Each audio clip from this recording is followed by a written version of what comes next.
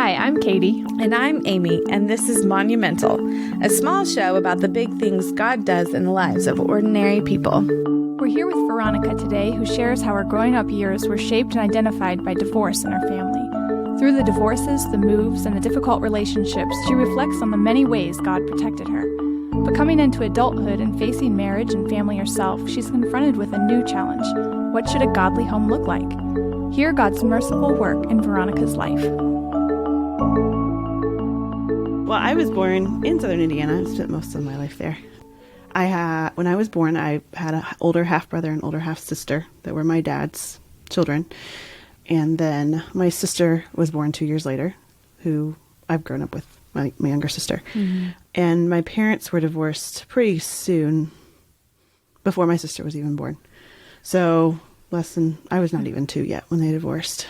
So I think really when you think about my life as a child, mm-hmm. it was the theme, or what my home was plagued by, was divorce. Mm-hmm. And I was thinking just the other day, if I could count, and I have personally experienced 7 divorces between both my parents since I've been born. There are more divorces, but those are the ones I've been around for.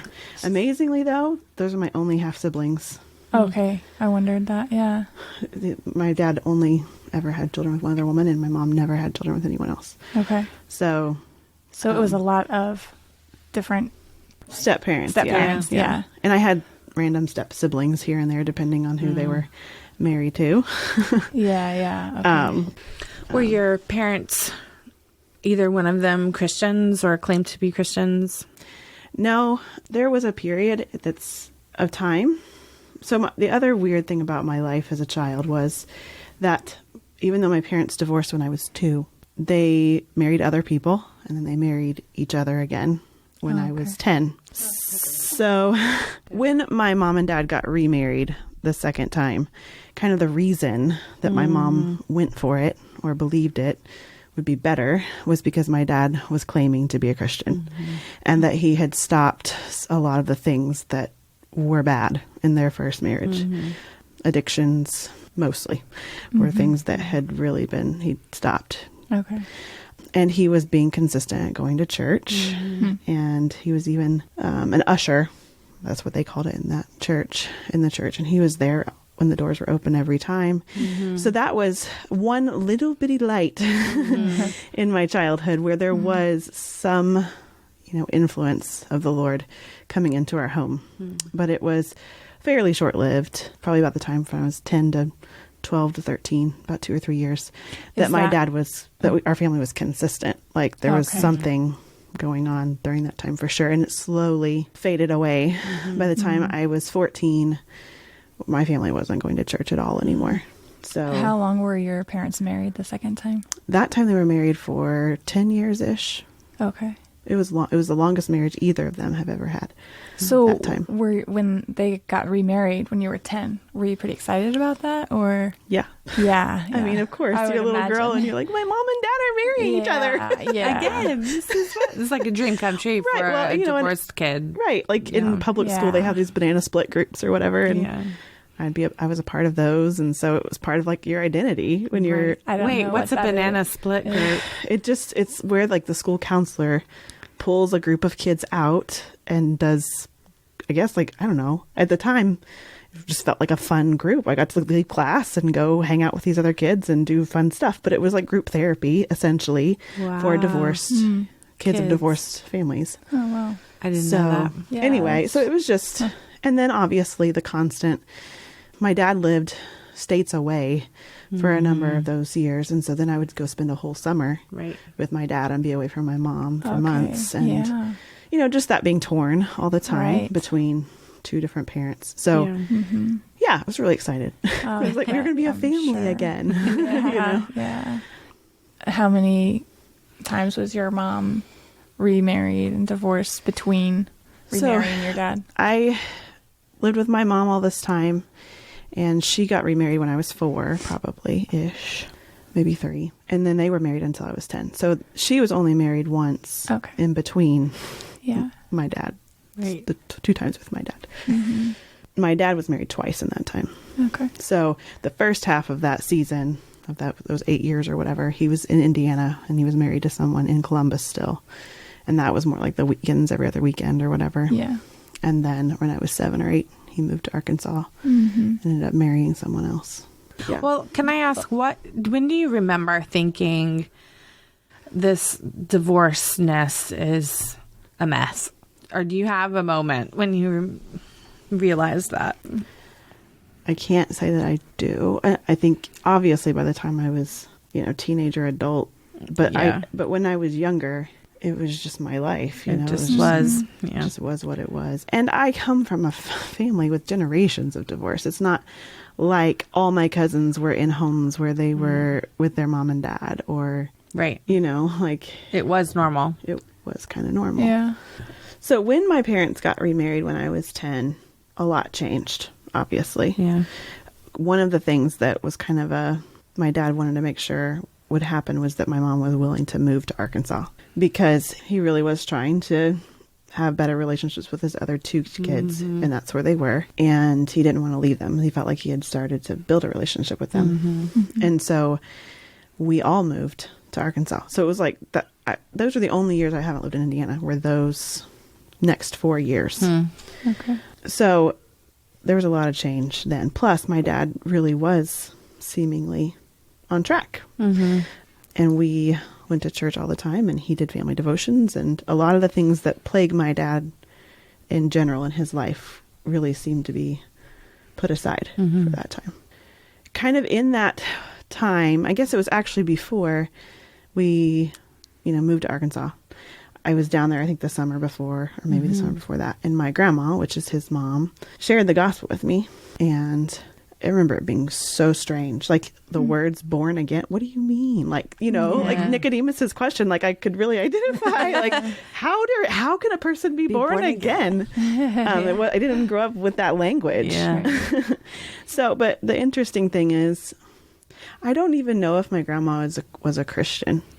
It's just that in Arkansas, in the Bible Belt, that's, you go to church on Sunday and that's what you do. And so it's just, I just look back at that even and think, wow, the Lord used someone that I don't even know knew him to share the gospel with me. Yeah.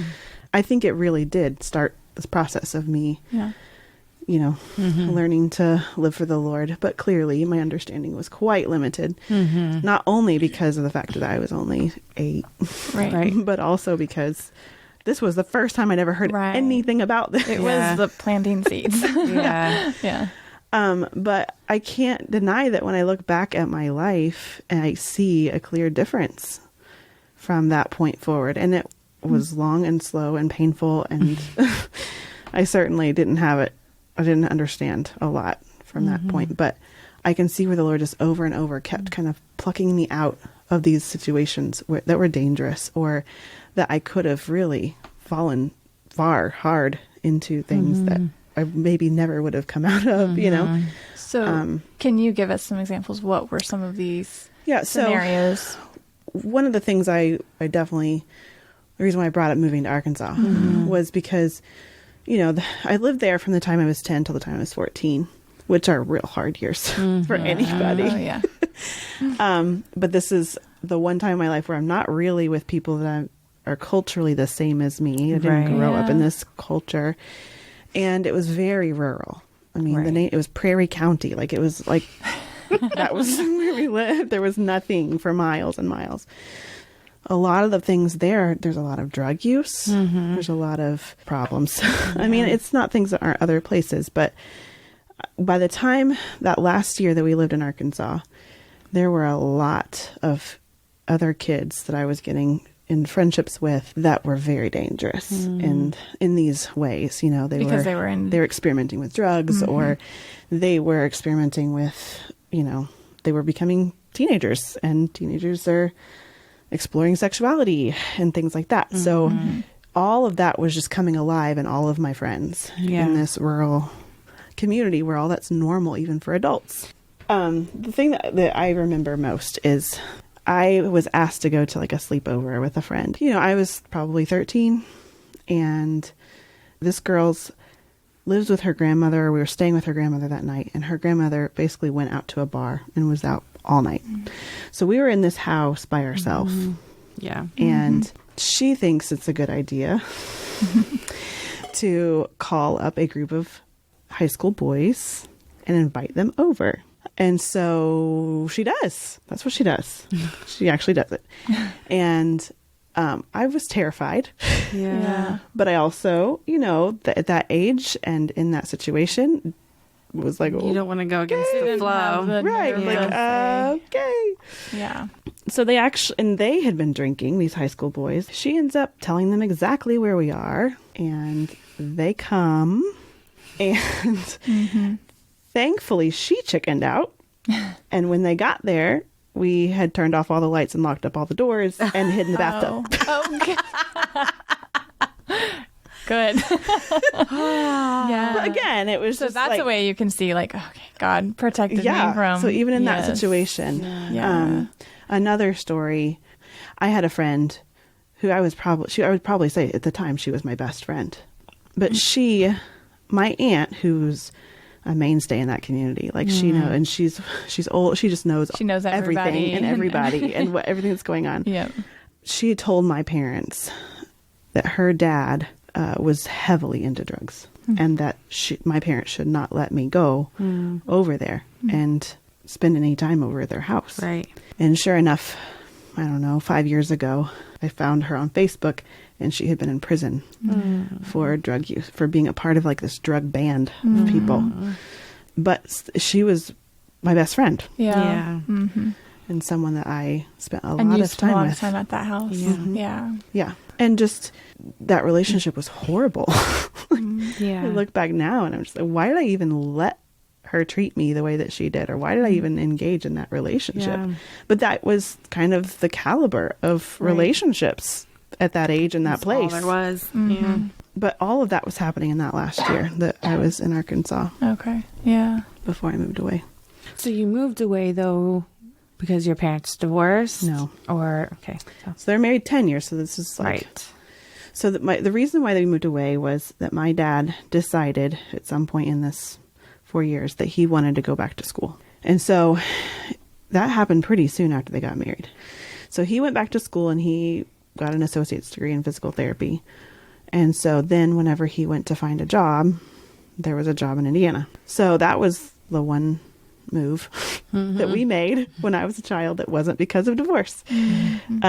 All the others were. Yeah. But he got a job in Bedford, which is just 30 minutes south of here. And so I've kind of been in this area of Indiana ever since. I mean, I went away to college, but... So how many moves were there? Well, I moved when I was 2, and then I moved when my mom got remarried, and then I moved when I was 10 to Arkansas, and I moved when I was 14 to move back. And Okay. so, yeah, every time there was a divorce or a remarriage, we moved. Yeah. Yeah. And then even after my parents got divorced the second time, I was still kind of in that. I wasn't home, but I wasn't not home. So then there was another move then. Mm-hmm. So when you guys moved to Indiana, did you find a church? Did you? So by then, that was when things were pretty much falling apart for my parents being involved in church at all. So we would come back, they would try to go to a church because they were trying to find a new church every Sunday. And like every Sunday for 2 months was an all-out fight the entire afternoon because they didn't agree. So they didn't do that for a real long time. They just gave up. They stopped going to church.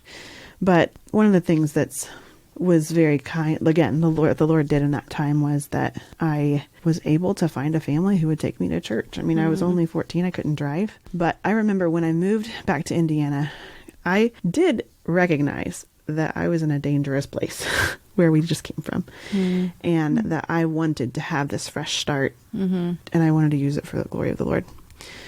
I didn't have to take any of that with me, like the things that I was dabbling with in Arkansas. So you were actually at that point thinking God and wanting to live a life for God. Which was only, I mean, we had gone to church for a couple of years. Yeah. Right. So like that was on my mind probably partially from that too. But that's, again, it was just like I already knew that I didn't want where I was headed. Yeah. Like I were want that life.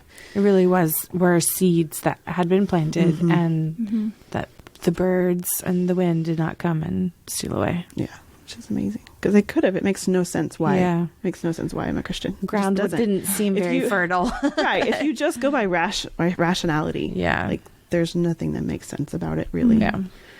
With no home life that really fostered any kind sustained of it. Yeah. Because things were so bad at home, though, I started to just kind of submerge myself in places away from home. Mm-hmm. It was kind of the way I could cope. And so I spent a lot of time on schoolwork. I spent a lot of time working. I had 3 jobs one summer. I think it was the first summer we were there. I was working like 50 hours a week at 15. Wow. But it was just to be not. I think looking back, at the time I wouldn't have told you that's what it was. Yeah. But looking back now, that's what was going I just on. didn't want to be home. Because there was a lot of fighting and just disunity, or There was a lot of it was my dad was completely inflexible and unwilling to really let anyone else inconvenience him in any way. So even before we moved to Indiana, he stopped going to church as consistently because he had to study. Everything was about his schooling. So there was one time when I had to practice for band or something, some instrument, and he made me go sit in the car out in the yard that didn't work to practice my thing because it was too loud for him when he had to study. So it was like 30 degrees outside, and I have this cornet, which is like, I can't even actually trying to pull the thing can't out. even actually like do it because the steering wheel's in the way, and I'm shivering while I'm trying to blow on this horn and but anything at all that it was just really difficult to live with my dad because anything at all that was loud, or like we weren't even really allowed to be kids or to have anybody over or to do anything. That was probably where it started. And then it did definitely go to fighting after that. And when my dad got angry enough, he could get physical. And so that was scary. Most of the time it was toward my mom because she was the one he was fighting with. But it was pretty much known, like, you did not go interrupt them because you could be in the middle of it and you could be hurt. So yeah, it was just pretty miserable. That happened to you sometimes. Yeah. Not near like it did with my sister because it was the worst after I went to college. But it did happen a couple of times. So what was your relationship like with your mom? I've always been close to my mom. She is an amazing listener. And she is a very go with the flow kind of person. So I could always talk to her about anything, even though she didn't always understand me or agree. She never let me know she didn't agree, first of all. And she just listened. She was really good at listening. So that, again, is just a huge blessing that the Lord gave me. Like, she's not a Christian, but I still am incredibly close to her. Yeah. And I'm thankful that I had her. In the summer, you were working about 50 hours a week to stay out of the home. Then school starts. So then I still had a part-time job. So usually I would go work at the shoe store at 4 o'clock after school was out at 3:30. And then I'd get home at 9:30. And then I would have to do my homework. Before going back to school the next day. That puts you pretty much out of the house all day, though. Yeah. Yeah, I got home at 9:30. Yeah, homework and... I came home and ate something and went upstairs to my room to do my homework for the next day. So for a while, my dad had a mowing business, and he required my sister and I to work for him. That was miserable. I was going to say, how did that go? Very miserable. He wasn't very good at keeping track of, like, I would tell him my schedule, and my schedule was busy, but he wouldn't be able to keep track of it. And then he would accuse me of lying to him and almost made me quit some of my jobs. There were times that I was not allowed to go to youth group because he needed me to mow, or he didn't remember it was Wednesday, or, whatever. So, yeah, I mean, I think definitely during that time, the fact that the Lord provided a way for me to go to church and a way for me to, I actually became friends with other girls who came from Christian homes, and I actually kind of had second homes, where the family was they were a Christian family. They were from church. And so at that time, I just started to have a little more influence in my life that was, as my family was falling apart, I could go to and hang out and feel safe. And a verse I kind of remember being a big verse for me at the time was in Psalm 73, where it says, "Whom have I in heaven but you? And there's nothing on earth I desire besides you. My flesh and my heart may fail, but God is the strength of my heart and my portion forever. Mm-hmm. There was nothing else I had. Yeah. That was all. Yeah. You felt like everything else around you was crumbling and Miserable. That was a mess. Yeah. So did your youth leaders and friends, were they helping you process what you were experiencing at home? And Somewhat, yeah. Yeah. I don't remember what it was, but there was a group of us, a very small group of maybe 6 or 8 of the youth group. And this youth group had like 60 people in it that met beforehand. Oh, that's neat. I think it was like a prayer group. Maybe we were praying Yeah. for the service. I don't remember what it was, but Yeah. there was a time every week that I was a part of this really small group where this youth pastor was leading us. And Just a group of kids who were more serious about Yeah. the Lord. And yeah, I remember being discipled some by him, and that being a sweet thing. Helpful to you. Yeah. And then I had another friend who went to that church. If I ever really was very upset about what was going on at home and I needed to talk to somebody, I would call her and she would just let me cry and talk. And so kind of the next stage, I would say, is I graduated high school and started dating someone.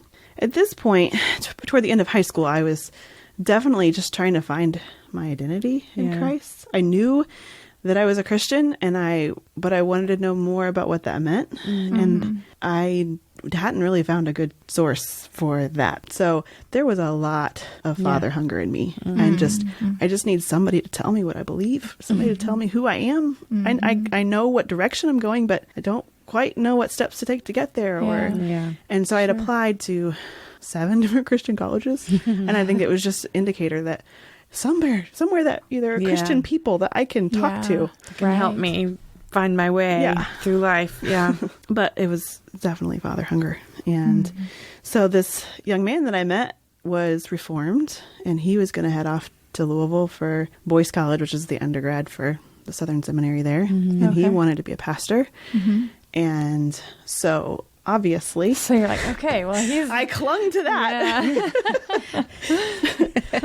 So just because of where I was at, I very quickly idolized him. Like he just became an idol from day one, pretty much. And I replaced God with him in very dangerous ways. He kind of became a mediator for me to the Lord. Like I didn't feel secure enough in my relationship with the Lord to just go to God. Go to God. Right. So I kind of went through him in all these ways. And then in other ways, he was like a savior from my life. Like I didn't, if I got married to this guy, then I wouldn't have to live with my family anymore. Yeah. So it got really serious pretty fast. There are good things the Lord brought to me through that time because he was Reformed. I learned a lot, about God's sovereignty, about my own depravity.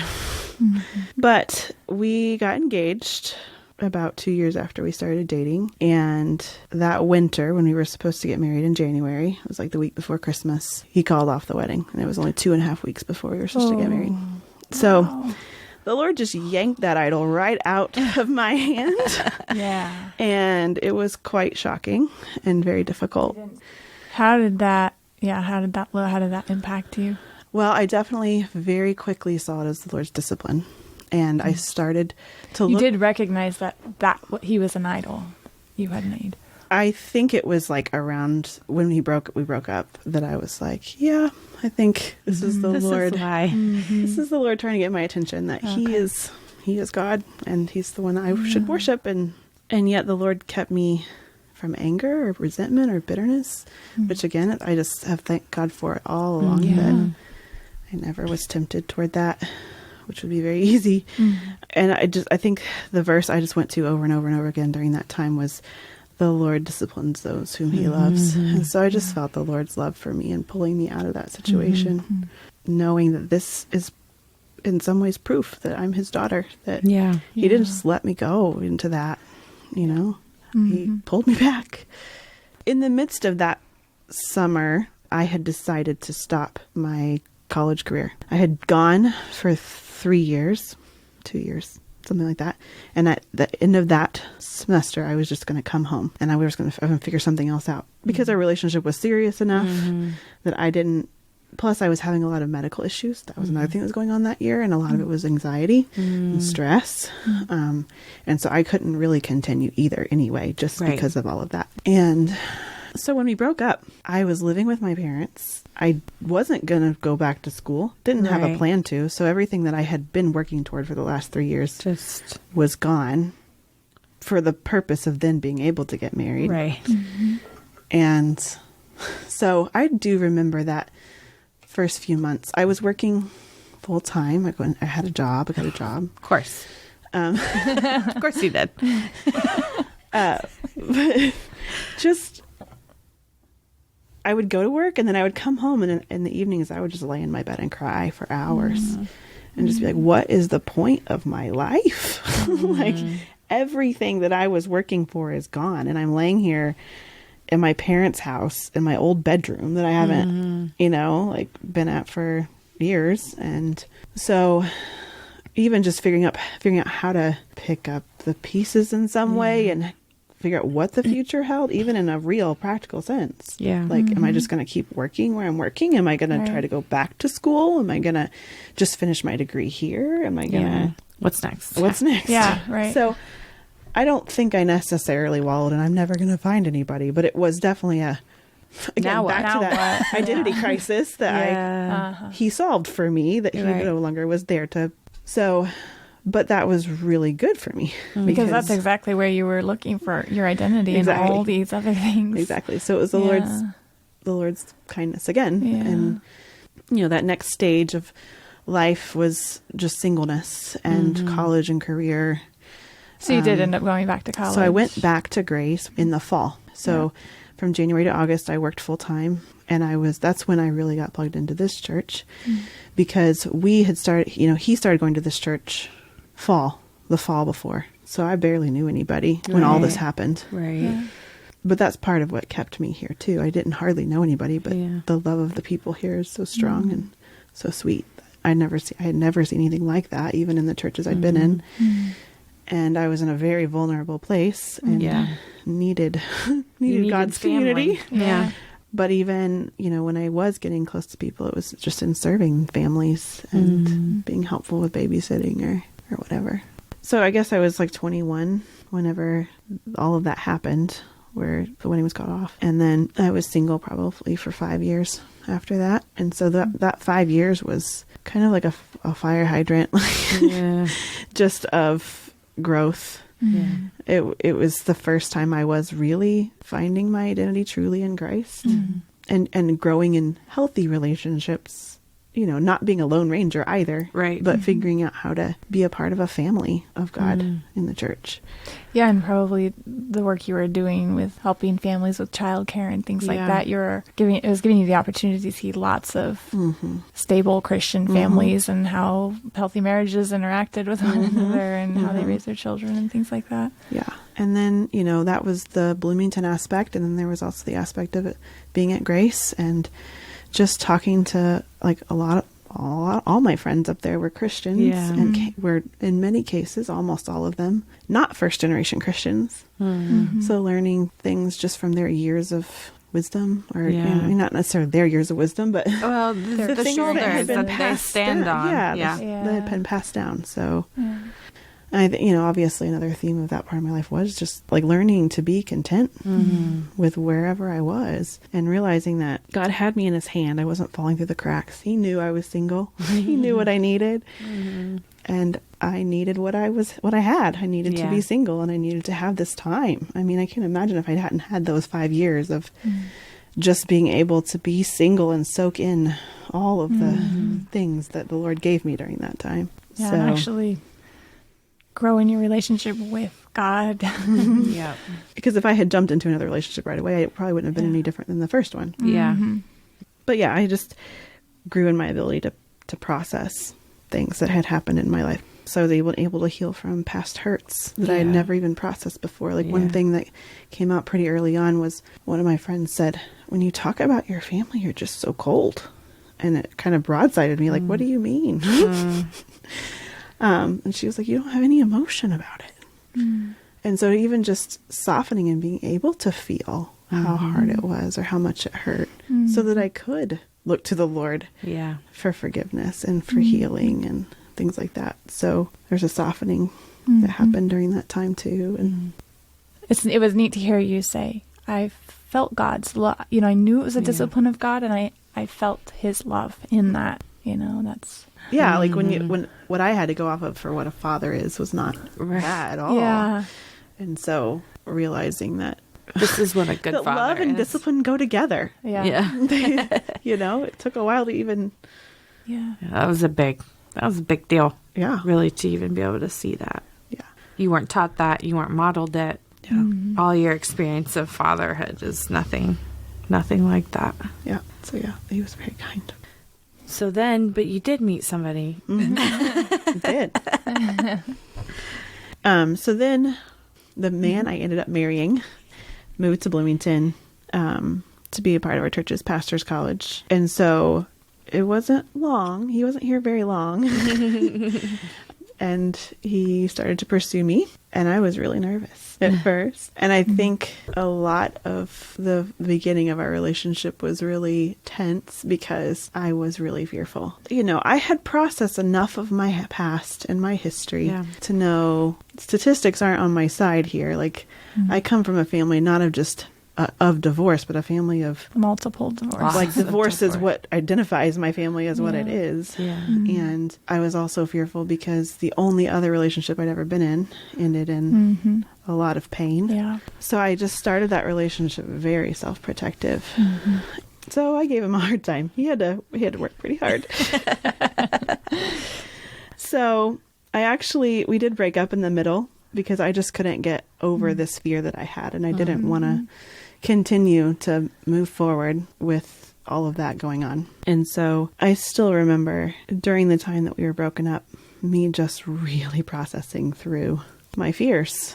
So, like, what was it that I was afraid of? And so that I just remember going on a long drive one day by myself, and for good or bad, I was reading, I think it was even before we broke up, but What Did You Expect by, I think it's Paul Tripp. And it just brings out all these things that, you know, marriage is not what you expect. And the better you go in with Eyes wide open. the better off. So, but that also kind of just made me more fearful in some ways because I didn't have the faith to meet it. But at some point in reading that, I realized I just needed to pray.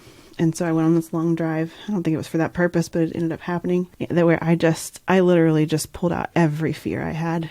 And I just prayed through every fear. And I just cried and prayed, you know, and named all of the things that I was afraid of and processed through that as I prayed of like, and if that happens, like, so what? Yeah. So if that happens, then so what? And just realizing that the whole point of my life is not to protect myself. It's to glorify God. And that doesn't mean that there won't be difficult things. And that doesn't mean that any of those things I prayed about wouldn't happen. But what it meant was that I could still glorify God in any of those cases. Yeah. And just being able to see that at the end of that prayer and have the Lord give me the faith that you can go through any of these things because I will be there. And so the verse in Job where it talks about, though he slay me, yet I will put my trust in him. It doesn't matter. He is good and he is God and I will trust him. And so at that point, then I was itching for Forrest, my now husband. So I didn't know at the time whether he was just done with me or whether, you know, whether he'd moved on or what. But it was not long after that he came back and asked if I would consider dating him again. And I was over the moon.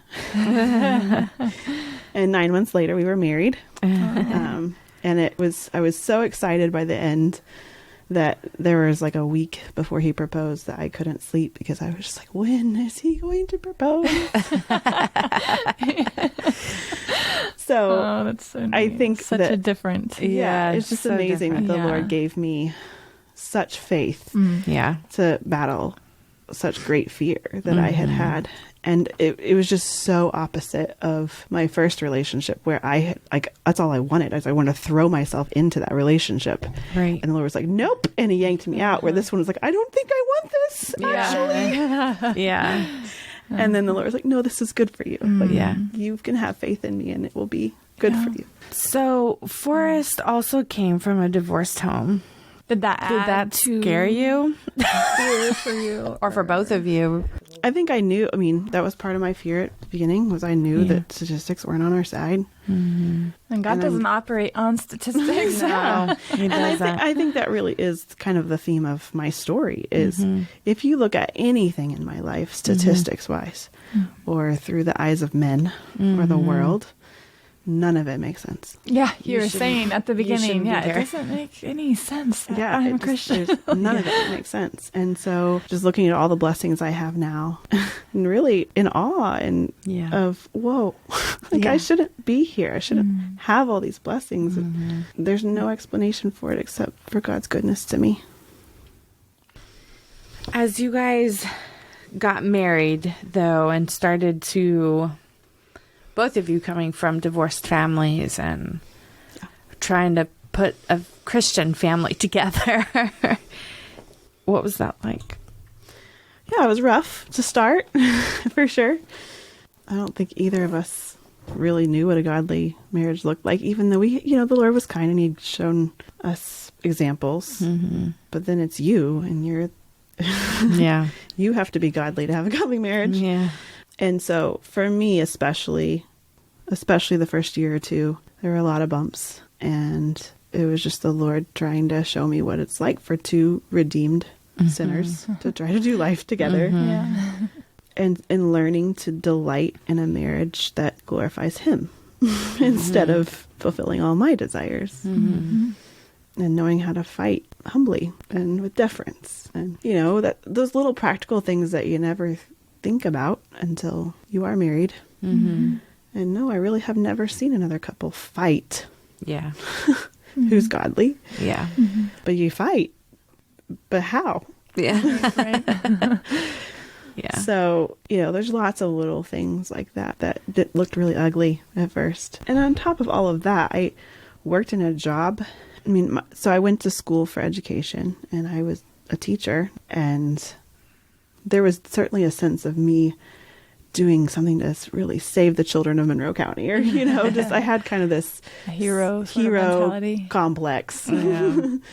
And so then getting married and having children and being at home and my life's work now being changing diapers and feeding and figuring out how to put meals on the table, because I had never really done that either, or my mom wasn't really good at that either. So just learning almost from scratch everything.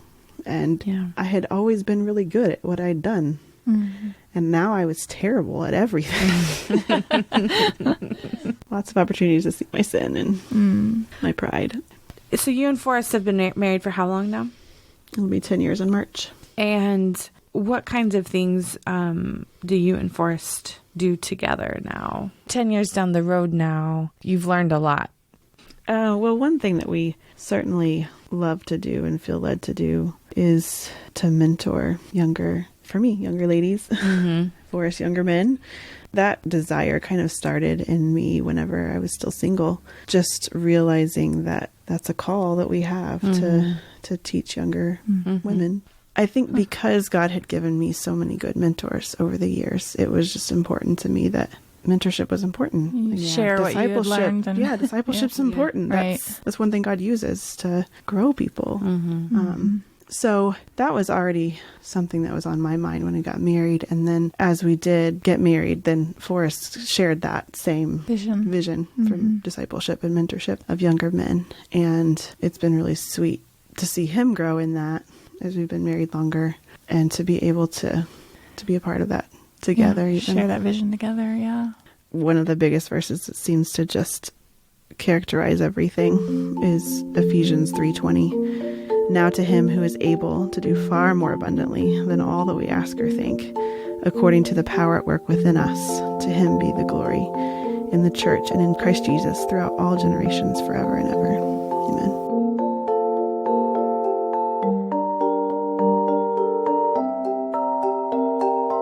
Monumental is hosted by Katie Walker and Amy Molina. It is produced and edited by Katie Walker, and it is executive produced by Nathan Alberson and Jake Menzel. If you like the show, please don't forget to rate and review in the app of your choice. And if you're interested in more great content, including articles and other podcasts, please visit warhornmedia.com.